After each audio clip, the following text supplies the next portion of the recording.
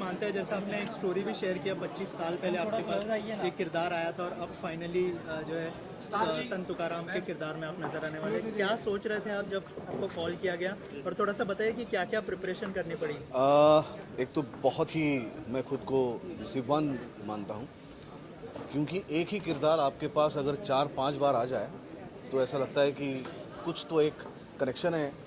मैं शायद अगर पिछला जन्म हो तो पिछले जन्म में मैं तुकाराम जी का बहुत बड़ा भक्त रहा हूँ, या कुछ तो एक कनेक्शन है, कुछ तो बॉन्डिंग है कि वो मेरे पास बार बार आ रहे हैं और घूम घूम के आ रहे हैं और कुछ दिन बाद वापस आ रहे हैं, मतलब 25 साल बाद वापस आ रहे हैं, उसके बीच में भी आके गए।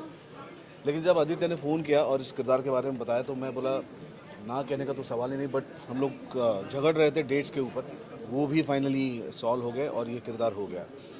और पढ़ाई मैं मानता हूँ कि महाराष्ट्र में तो संत ज्ञानेश्वर हो, संत ज्ञानेश्वर हो, संत तुकाराम हो, संत नामदेव हो या संत एकनाथ हो या पूरे भागवत संप्रदाय के जितने भी संत हो, तो उन सब के बारे में महाराष्ट्र के हर घर घर में वो जैसे एक परंपरा आती है। हमारे घर में जैसे दिवाली आती है, जैसे दशहरा आता है, होली आती है, वैसे ये संत भी हमारे घर में आते हैं, तो हम उनको सेलिब्रेट करते हैं। जो वारी इतने सालों से पंढरपुर जा रही है, चाहे वो तुकाराम महाराज जी की हो, ज्ञानेश्वर महाराज जी की हो, तो ये परंपरा ज्ञानेश्वर महाराज जी के बाद नहीं शुरू हुई। ऐसा कहते हैं कि ये हजारों साल की परंपरा है, और जिसको ज्ञानेश्वर जुड़े, जिसको तुकाराम महाराज जुड़े जिस परंपरा से, और आज भी लाखों की तादाद में लोग जा रहे हैं पंढरपुर। कल ही आषाढ़ी एकादशी थी और लगभग 20 लाख लोग पंढरपुर गए थे। तो इतने लोग बिन बुलाए जाते हैं, तो ये जो भक्ति की परंपरा महाराष्ट्र में है तो वो हर घर में है।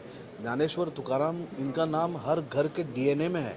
तो महाराष्ट्र के बच्चों को या महाराष्ट्र में उनके बारे में समझाने की ज़रूरत नहीं पड़ती, और अगर समझाना ही है तो वो घर से ही कोई दादा या कोई बाबा या कोई काका वो समझाता है, या वारी अपने आप समझाती है। ज़रूरत है कि महाराष्ट्र के बाहर के लोगों को भी तुकाराम महाराज के बारे में ज्ञात हो, उनकी परंपरा के बारे में, उनकी कविताओं के बारे में, उनके अभंग के बारे में, उनकी पूरी लाइफ की जर्नी के बारे में, उनके अध्यात्म के बारे में, उनके भक्ति के बारे में ज्ञात हो। तो इसलिए ये बहुत ही महत्वपूर्ण है कि संत तुकाराम महाराज के ऊपर हिंदी में फिल्म बनाई जा रही है, और वो अभी 18 जुलाई को पूरे भारतवर्ष में रिलीज़ हो रही है। सर, उनके लाइफ की कोई एक ऐसी चीज़ जो आप अपनी लाइफ में इम्प्लीमेंट करना चाहेंगे? वैसे तो बहुत सारी चीज़ें हैं। मन की शुद्धता जो सबसे इम्पॉर्टेंट है, प्रेम जो सभी के प्रति है, और विश्वास भरोसा जो अपने भगवान के ऊपर है। शीना मैम, कैसा एक्सपीरियंस रहा? सुबोध सर थे, आदित्य सर के साथ कैसा एक्सपीरियंस रहा? और किरदार जो आपने निभाया है, हमने देखा अभी ट्रेलर में, क्या क्या प्रिपरेशन करनी पड़ी?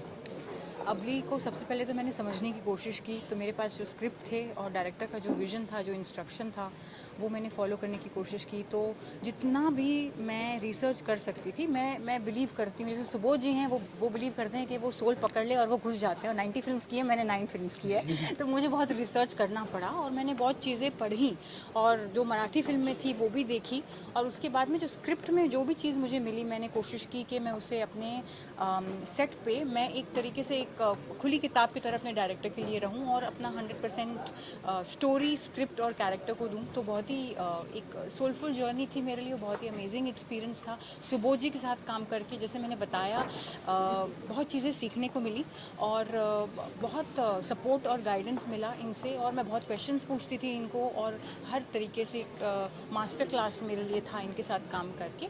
और बहुत गिविंग है, बहुत काइंड है एक्टर, ये स्टार नहीं है सेट पे, ये एक असली कलाकार हैं। तो वो मुझे एक एक्सपीरियंस मिला कि कैसे अपने आर्ट को डेडिकेटेडली, कमिटेडली आप 100% जब देते हैं तो सब चीज़ें भूल के बस कैरेक्टर में कैसे घुस जाना है और उसे कैसे क्रिएट करना है, ये चीज़ें मेरे लिए बहुत इम्पॉर्टेंट थी। और अब बस अवली, नई अवली जो आप देखेंगे, अभी आप बताइएगा कि कैसे लगी। शिवा सर, क्या कहना चाहेंगे? जैसे शीना मैम ने कहा कि जब सुबोध सर सामने होते हैं तो मतलब एक अलग ही मज़ा आता है एज एन एक्टर। थोड़ा सा बताइए कैसा लर्निंग एक्सपीरियंस था सुबोध सर के साथ, शीना मैम के साथ? देखिए, मैं तो जैसे मैं कि इसमें मम्मा जी का रोल प्ले कर रहा हूँ, तो मेरे ज़्यादातर सीन्स सुबोध दादा और शिशिर सर के साथ थे। तो मैं बहुत ही सामान्य अभिनेता हूँ, और जब सुबोध दादा जैसे एक्टर आपके सामने हों तो एक कहावत है ना कि धूल को अगर हवा का साथ मिल जाए तो आसमान में छू जाती है, आसमान में उड़ जाती है। तो वही है कि हम धूल हैं, और सुबोध दादा जैसे इतने बड़े एक्टर का साथ मिल गया तो हम भी थोड़ा सा आसमान की सैर कर लिए।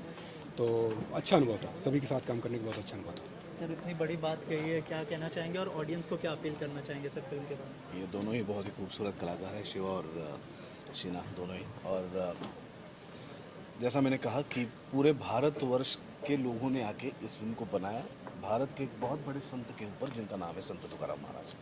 तो आप भी भारत के लोग हैं, भक्ति में विश्वास रखने वाले लोग हैं, अध्यात्म पे विश्वास रखने वाले लोग हैं, अपने धर्म पे विश्वास रखने वाले लोग हैं। मुझे यकीन है कि आप 18 जुलाई को ज़रूर थिएटर में जाओगे, अपने परिवार को साथ लेके जाओगे, दोस्तों को साथ लेके जाओगे और इस फिल्म का आनंद उठाओगे और भक्ति रस में तल्लीन हो जाओगे। Thank you so much, thank you so much and all the best.